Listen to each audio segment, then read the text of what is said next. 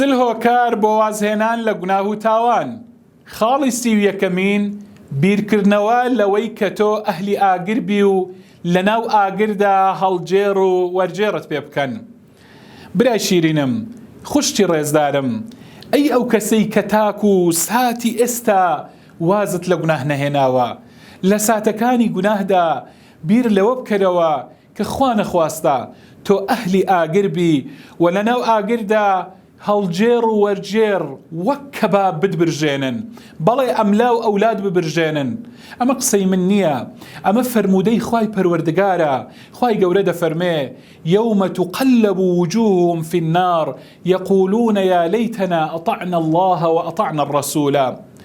بەڵێ لەو ڕۆژەی کە لەناو ئاگردا دەموچاوەکانیان هەڵجێڕ و وەرجێڕیان پێدەکرێت، بەڵێ بۆ ئەوەی جوان دەموچاویان ببرژێتن، لەو سات و کاتەدا هاوار دەکەن، دەڵێن خۆزگە خۆزگە، یا لەیتەنا، خۆزگە خۆزگە، ئەطعنا الله و ئەطعنا الرسول. خۆزگە گوێڕایەڵی خوا و پەروەردگارمان بکربە، خۆزگە بە دوای ڕێباز و بەرنامەی خوای پەروەردگار و پێغەمبەر عەلەیهی سەڵات وەسەلام بکەوتباین، خۆزگە بە دوای ڕێچکە دەستکردەکان و بە دوای ئارەزوو پەرستان و بە دوای دنیاویستان و بە دوای ستەمکاران نەکەوتباین.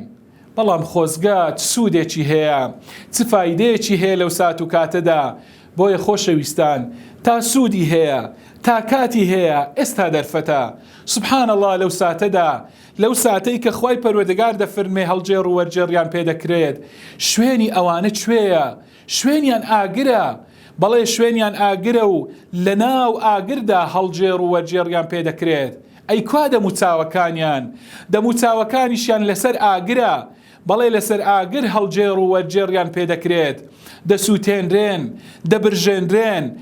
بەڵێ ئەو دەموچاوانەی کە تەماشای حەرامیان دەکرد، کە خیانەتیان دەکرد و بە خیانەت تەماشای شتی حەرامیان دەکرد، بەڵێ ئەو جەستە و ئەو لاشانەی کە ڕۆژێک لە ڕۆژان لە خوای پەروەردگار نێزیک نەبەوە، ئەو لاشەیەی کە هەمیشە لە ناو گوناه و تاواندا بوو، کە هەمیشە مەعسیەت و گوناهت پێ ئەنجام دەدا، ستەمت پێ دەکرد، ستەمت لە خۆشت کرد، لە ڕۆژی قیامەتدا لە ناو ئاگردا هەڵجێڕ و وەرجێڕ وەک کەباب دەبرژێندرێ و ناخۆشترین شوێن و مەئوە نیشینگە و جێگەتە لەو کاتەدا.